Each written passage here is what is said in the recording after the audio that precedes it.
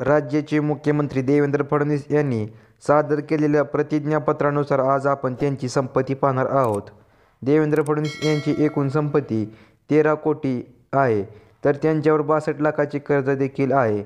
मायनेता.com वर दिलेल्या शपथपत्रातील माहितीनुसार देवेंद्र यांचे साल 2023 ते 2024 एकूण उत्पन्न 69,03,000 रुपये होते, तर एक वर्षापूर्वी त्यांचे उत्पन्न 92,48,000 होते. देवेंद्र फडणवीस यांच्या पत्नीची शेअर्समध्ये गुंतवणूक.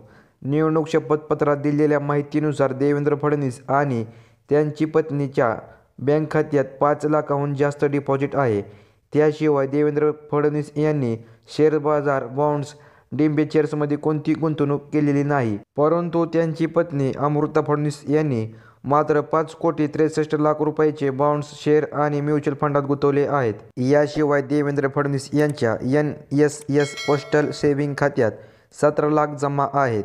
तसेच त्यांच्याकडे 3 लाखाची LIC पॉलिसी देखील आहे. देवेंद्र फडणवीस यांची जंगम संपत्ती. देवेंद्र फडणवीस यांच्याकडे 450 ग्रॅम सोने, तर पत्नी अमृता फडणवीस यांच्याकडे 900 ग्रॅम सोने आहे. याची किंमत सुमारे 98 लाख आहे. देवेंद्र फडणवीस यांच्या नावे एकही दुचाकी व 4चाकी वाहन नाही.